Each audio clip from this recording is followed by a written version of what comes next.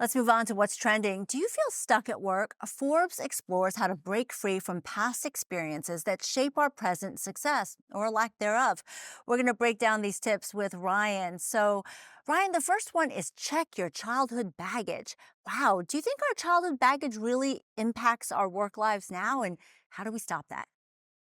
Boy, absolutely. If you were to ask me an article about what shapes our lives and careers, it would sound almost identical to this. I do think there's a myriad of different factors that inform the types of jobs we take, but our childhoods can dramatically shape our careers. For example, I believe both my brother and I came from a home where we lacked a lot of love and attention. And I know my first career was entirely shaped by that.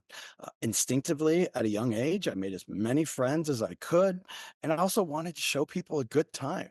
That fully turned into my career in events and hospitality.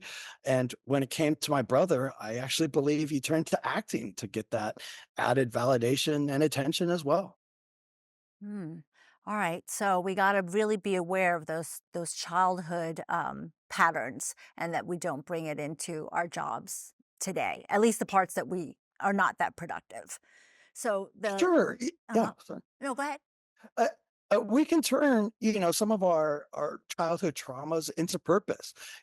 I see a lot of people become therapists because it might have been their work with a therapist at a young age that really inspired them.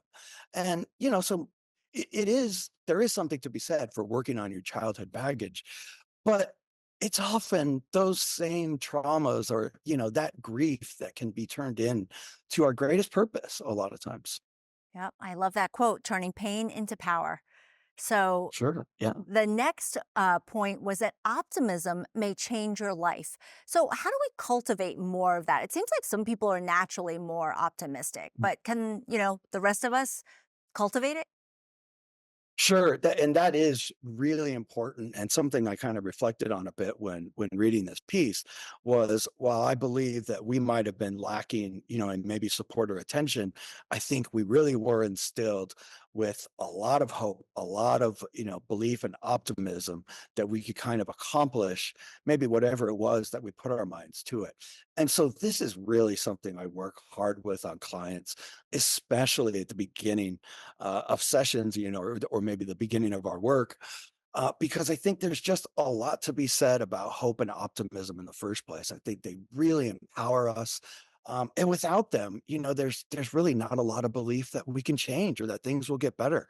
I talked earlier about, the only thing permanent is impermanence, and I truly believe that. And so, one of the things that have driven my life over the years is that there is always hope. And that in and of itself, just the belief that there can be hope gives you hope. Mm, that's so true.